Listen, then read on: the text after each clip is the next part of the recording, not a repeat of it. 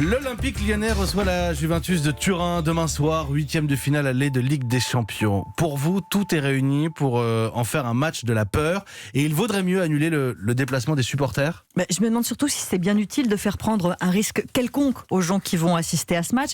Ah, c'est sûr, pour la première fois depuis de longs mois, l'équipe lyonnaise serait en phase avec ses supporters, pas rassurés. Il y a le sport, bien sûr, avec cet OL balbutiant face à une Juventus de Turin qui va partir largement favorite. Mais honnêtement, les joueurs peuvent se détendre. L'enjeu de la rencontre est ailleurs, dans les tribunes. Ces tribunes qui vont accueillir sans restriction, sauf contre ordre de dernière minute, les supporters de la Juve. 2000 tifosi sont attendus demain. Ils vont être le centre de toutes les attentions, beaucoup plus que Cristiano Ronaldo, avec une cohorte de questions apeurées. Et s'ils ramenaient avec eux le coronavirus qui s'étend en Italie, pourquoi on n'applique pas le principe de précaution et qu'on n'annule pas leur déplacement ? C'est bizarre quand même, il y a eu des tas de matchs annulés ce week-end dans le calcio, le sport italien est quasiment en quarantaine et là, on fait comme si de rien n'était. Alors est-ce que ces questions sont légitimes ou est-ce qu'elles ne font que refléter une psychose un peu préfabriquée ? Ça, j'en sais rien. Les médecins, les spécialistes de la santé sont là pour y répondre. Mais le fait est qu'elles sont présentes, ces questions, et je comprends pas bien pourquoi on laisserait se développer cette peur pour 2000 supporters en tout.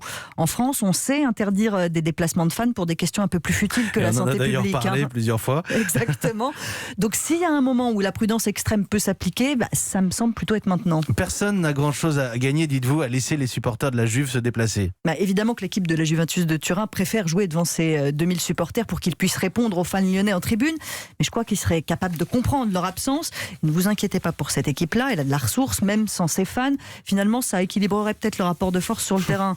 Et puis surtout, l'UEFA et le football en général n'ont rien à gagner à prendre un tel risque pour 2000 supporters. Je le répète, un match de Ligue des Champions, c'est surveillé comme le lait sur le feu. Vous vous rendez compte de l'écho que ça pourrait avoir si le virus débarquait en force dans la région lyonnaise à cause d'un match de foot ? L'UEFA tient suffisamment à son image pour être prudente. Alors pour l'instant, oui, le déplacement des fans de la Juve à Lyon est maintenu, mais à mon avis, l'instance du foot européen aurait tout intérêt à ce que ça change dans la journée. Et on va surveiller de très près, évidemment, cette situation, le déplacement des supporters pour ou contre.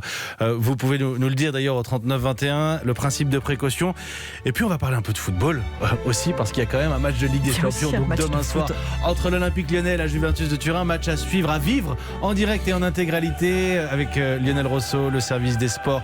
Évidemment, une soirée spéciale en public ici dans notre beau studio Pierre Bellemare où vous serez bien, vous serez en sécurité. Venez comme vous êtes, comme ils disent dans la marque de fast-food. Pas besoin de masque, vous pourrez assister au match tranquillement. Allez, Europe1.fr. La soirée spéciale, c'est demain à partir de 20h sur notre antenne.